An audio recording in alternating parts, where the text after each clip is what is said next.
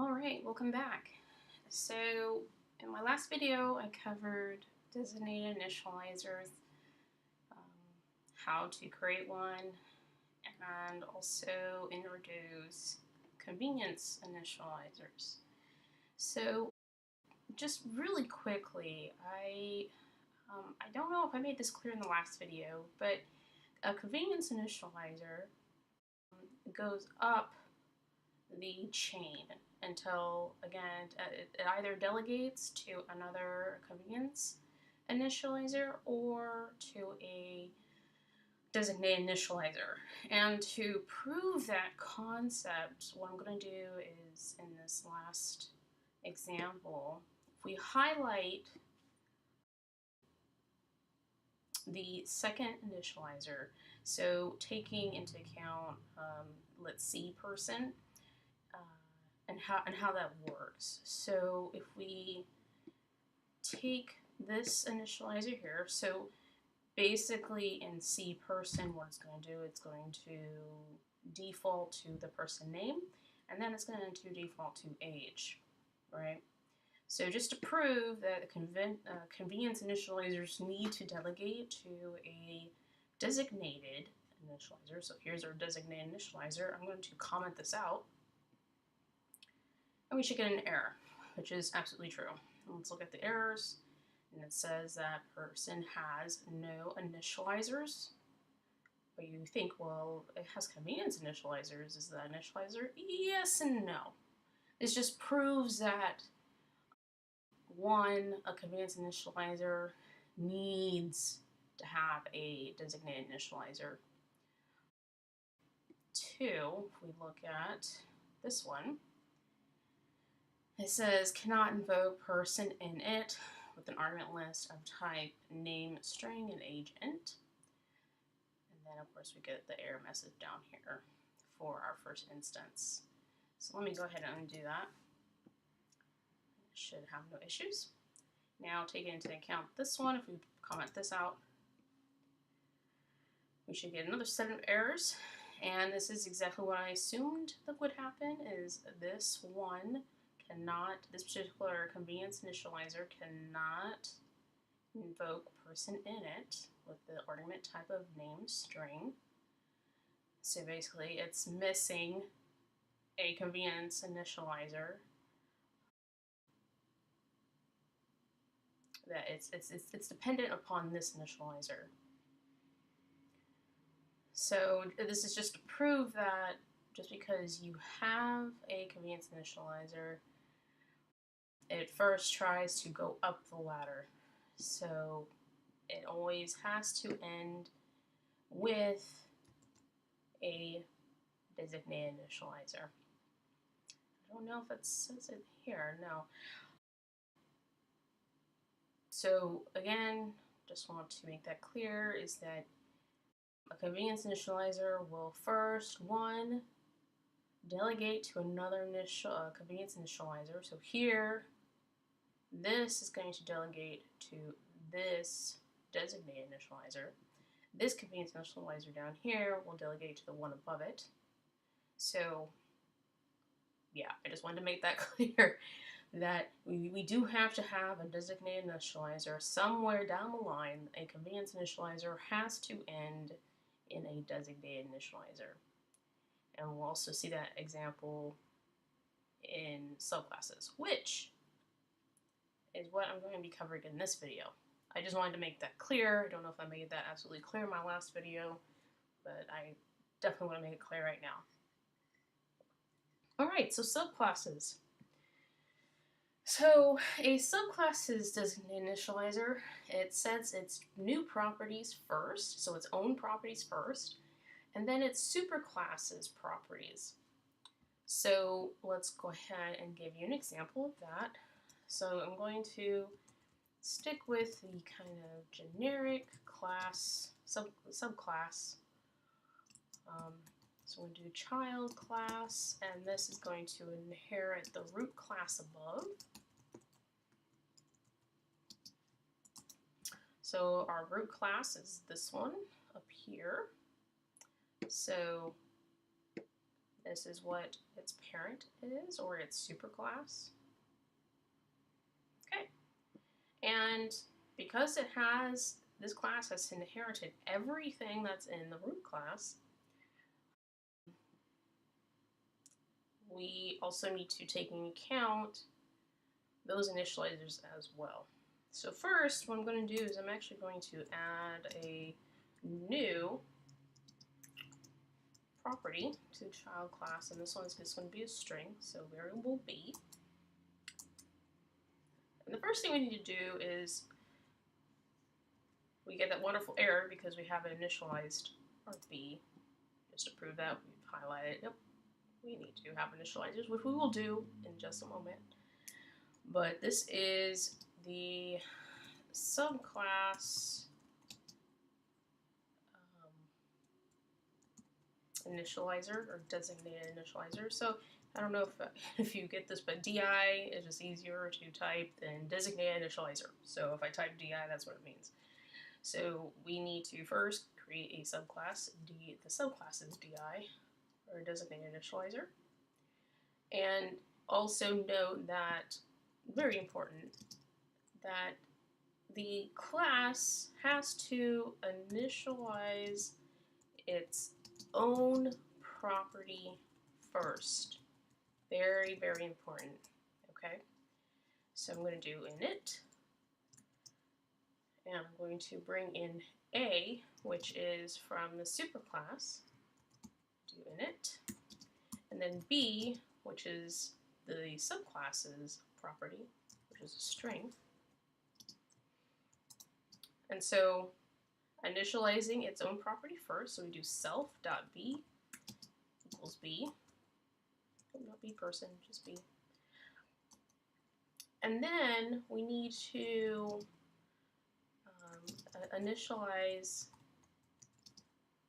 the superclass property second.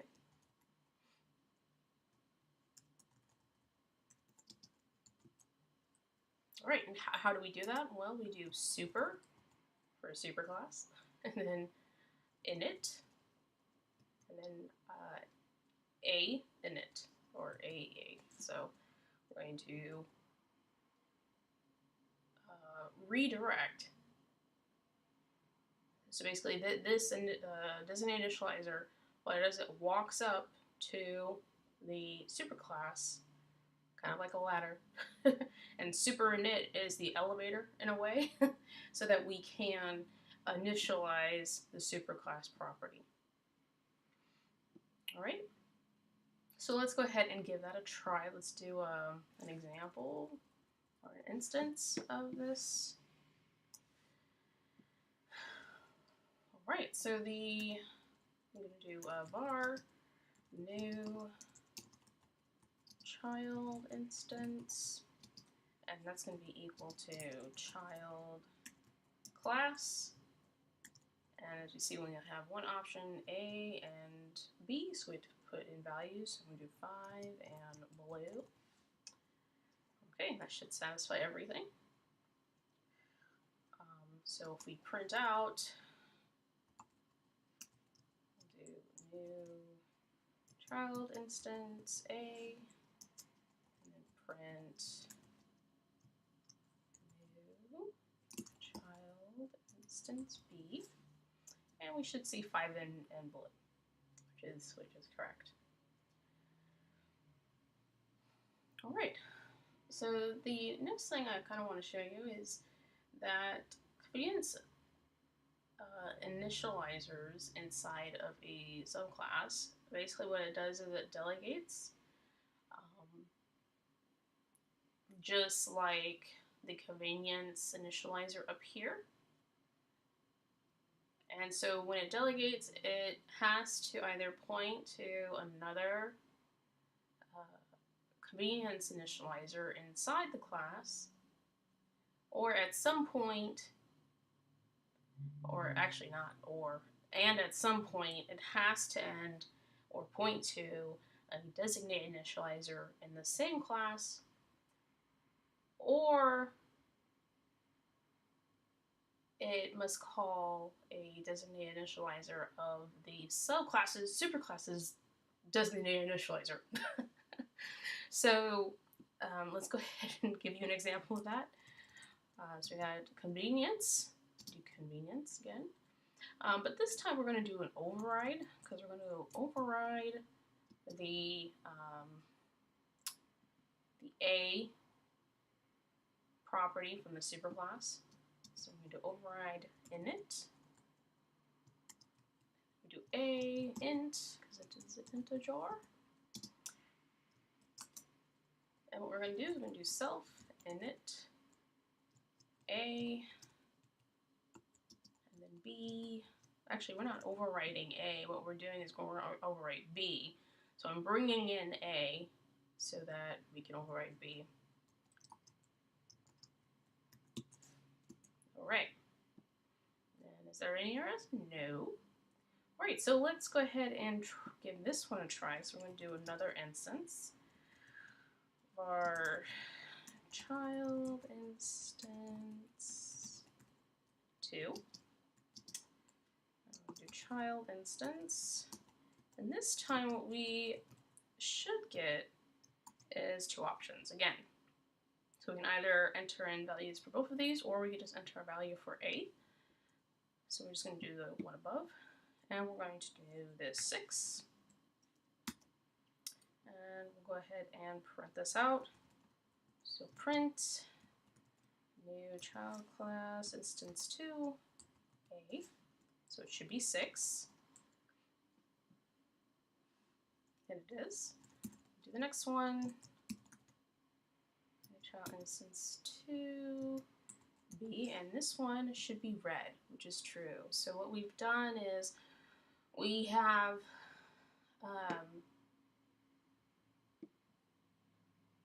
allowed the subclass to provide a default value for its property. Okay. All right. So let's go back up because I want to take some look at something. Okay, perfect. All right. So let's do another example. It's always good to have more than one example. All right, so we're going to base our next example off of the class, the person class. So we're going to create a subclass here. Let's call this class student and bring in person, curly brackets. All right, so I'm going to create a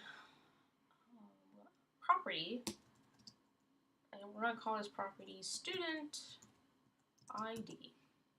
It's going to be a string. Okay, and now if you remember, we have to do the designated initializer. So we do init. I'm going to bring in student ID, which is a string. And then we're going to bring in the other 2 properties, which is name, which is also a string, and then age, which is an integer. These are our curly brackets. All right. So now what we need to do is we need to initialize first the property of the subclass. So we do self student ID equals student ID. Then second, we need to initialize the superclass instance properties. So we do super init. And if you notice, that was kind of interesting, where we also again get our 3 different variety flavors. I'm going to actually do both of these, and that's going to be name and age. Let's create an example. So we do let just a student equal student ID, name, and name. So if you notice, what I have to do here is I'm just going to create a student ID here. Now, if you're thinking that I can just do this and the convenience initializers from the person class carries over, it doesn't. So we look here, we're missing an argument for parameter name. So we have to bring in name. We'll say John. And again, we get another error, and it's asking for age. So if you notice, the convenience initializers for our superclass, we go back up here, we see we have the name and the age convenience initializers here do not carry over to the subclass unless we tell it to.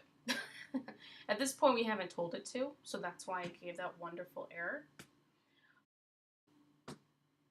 So let's see how that would work. So let's create a convenience initializer.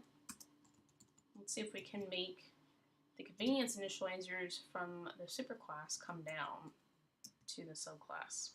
So we do convenience override init. We put a name, string,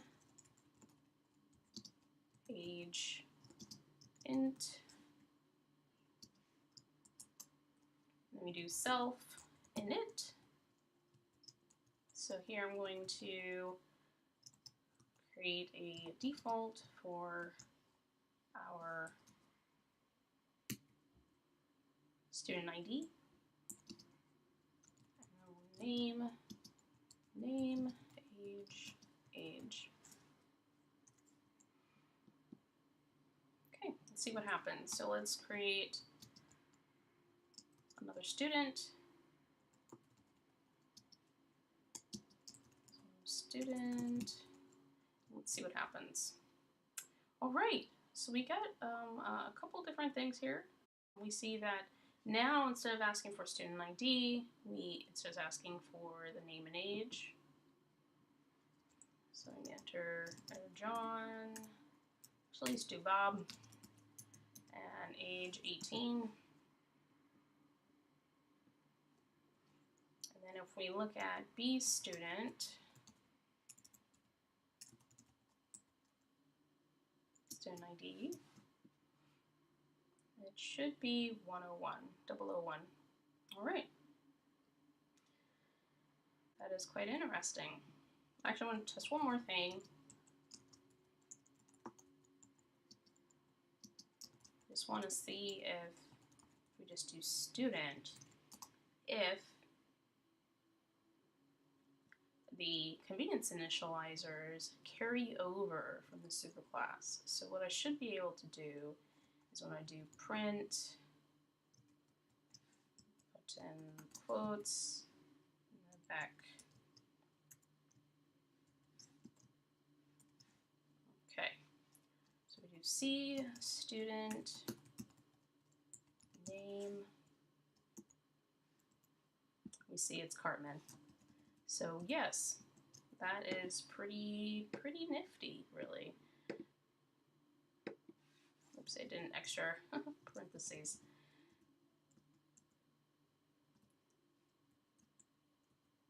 All right, for some reason it's not copying the way I want it to.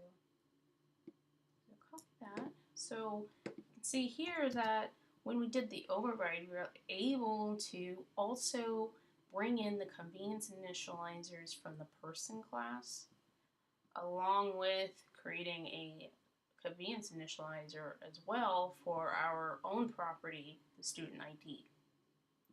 So to prove that, let's change that to age, and then paste it again, and do student ID. Oops, ID. Okay. And as you see, we have Cartman 18001. Okay, so That is fun with convenience initializers. So unless you hit the override, that's when you bring in the convenience initializers. So I'm just going to create a note here. Override using a convenience initializer, the subclass will inherit the CIs of the superclass. Pretty nifty. All right.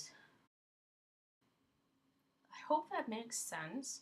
I mean, if it doesn't, definitely comment things out, read the errors. So basically always know that a convenience initializer, either one, will delegate to another convenience initializer. For example, up here in our person class, this convenience initializer delegates to the one above it. And eventually, a convenience initializer has to delegate to a designated initializer at some point, whether it's in its own class, like a subclass within its class, or to the superclass in which it inherits. Okay, so I just want to show one more example. So basically, subclasses can actually inherit the designated initializers as well as convenience initializers. If they don't have any new properties that need initialization, then it just automatically does so. So an example of that, so I'm going to write down just really quickly, subclasses inherit the designated initializers and the convenience initializers if they don't add new properties that need initialization.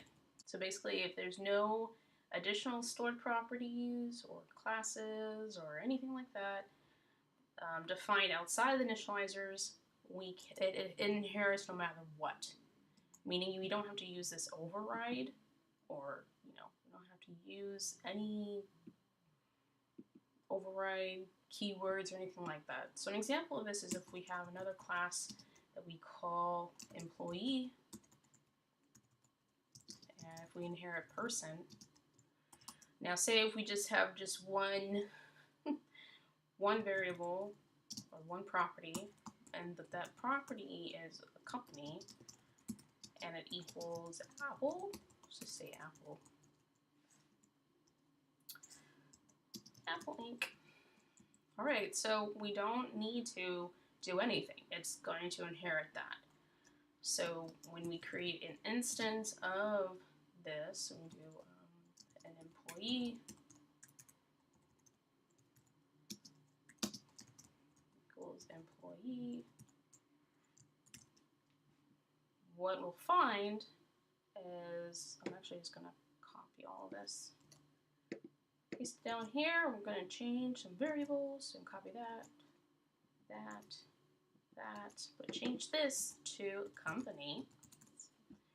What we'll find out is that, oh my goodness, it copies all the convenience and the designated properties of the person class. Because what we did is we defined a default value within this subclass that didn't need initialization. So we didn't need to do, we didn't need to do a designated initializer for a subclass. We didn't do any, convenience initializers or anything like that. Because there's no change, it just says, okay, I can just copy or inherit everything from the superclass. Again, hopefully this was helpful for you. If it was, definitely like the video. If you want to get all the latest and greatest of my videos, subscribe. All right, hopefully that helps. Till next time, my friends, code on.